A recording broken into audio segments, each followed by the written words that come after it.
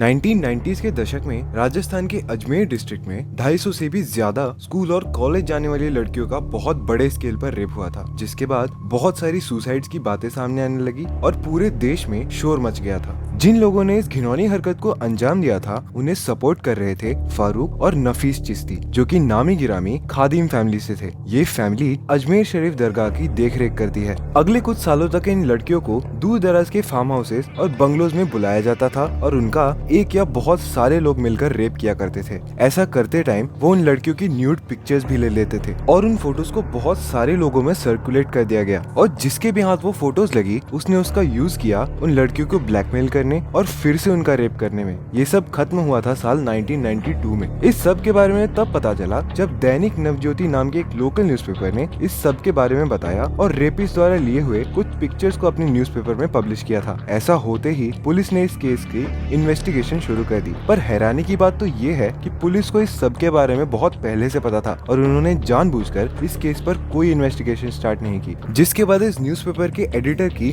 गोली मारकर हत्या कर दी गई। सितंबर 1992 में पुलिस ने 18 लोगों को पकड़कर जेल में बंद कर दिया था। पर क्या ऐसा करने से सब कुछ सच में खत्म हो गया था? और भला इतने बड़े इंसिडेंट के बारे में कोई बात क्यों नहीं करता? इस सब का जवाब देने वाली है 21 जुलाई को रिलीज होने वाली फिल्म अजमेर 92, जिसका ट्रेलर हाल ही में रिलीज हुआ था। तो आखिर इस ट्रेलर में क्या दिखाया गया है? तो ट्रेलर स्टार्ट होता है एक बहुत ही शॉकिंग लाइन से, जिसमें एक उम्र दराज कपल एक लड़के के पास आते हैं और उसे एक फोटो देकर कहते हैं कि पता लगाओ कि कहीं हमारी होने वाली बहू का रेप तो नहीं हुआ था। फिर वही इंसान किसी से कहता है कि इस केस के बारे में आपको सिर्फ उतना ही पता है जितना आपने सुना है या कहीं से पढ़ा है, पर किसी को भी अजमेर 1992 रेप केस का सच नहीं पता। फिर ट्रेलर में आगे दिखाया जाता है वही न्यूज़पेपर जिसने सब के बारे में न्यूज छापी थी और रेपिस्ट द्वारा लिए गए उन न्यूड फोटोज को भी पब्लिश किया था। फिर आगे दिखाया जाता है कि उस न्यूज़पेपर के एडिटर को कुछ मुस्लिम लोग घेर कर खड़े हो जाते हैं और कहते हैं कि तुम लोग हमारी कौम को बदनाम करना चाहते हो। यानी ये सभी लोग अजमेर शरीफ दरगाह से रिलेटेड है। जिसके बाद शायद वो लोग उस आदमी को इतना मारते हैं कि वो हॉस्पिटलाइज हो जाता है और ट्रेलर के आगे वाले हिस्से में दिखाया गया है कि उसे हॉस्पिटल में घुस के ही कुछ लोग मार देते हैं। फिर ट्रेलर के स्टार्ट में दिखने वाले इंसान को देखा जा सकता है जो कि पुलिस से बात कर रहा है इस केस को बाहर लाने की, क्योंकि उसने बहुत सारी न्यूड फोटोज कलेक्ट कर ली हैं जिन्हें सर्कुलेट करके वो लोग उन लड़कियों को ब्लैकमेल कर रहे थे। तब पुलिस कहती है कि इस केस को बाहर लाना उतना आसान नहीं होगा और ऐसा पुलिस ने शायद इसलिए कहा क्योंकि इस केस में जो लोग इन्वॉल्व थे वो बहुत हाई प्रोफाइल लोग थे और बड़े बड़े पॉलिटिशियंस भी थे। फिर आगे हम देख सकते हैं उन लड़कियों को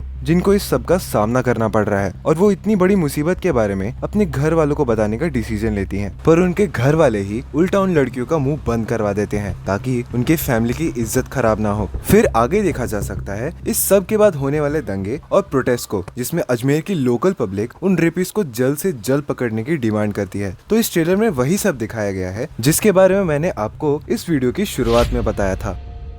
तो ये थी बात अजमेर 92 के ट्रेलर के बारे में। ये मूवी द कश्मीर फाइल्स और द केरला स्टोरी की ही तरह एक बहुत सीरियस टोन वाली होगी, जिसमें कुछ ऐसी बातें सामने आएंगी जिन्हें बहुत सालों से दबा कर रखा गया था। और शायद इस मूवी को भी कुछ लोग एक प्रोपेगेंडा कहे, पर आप उनकी बात पर ध्यान ना देते हुए इस मूवी को देखना और फिर डिसाइड करना कि ये सच में प्रोपेगेंडा है या नहीं। मैं मिलूंगा आपसे अगली वीडियो में, तब तक के लिए बाय बाय।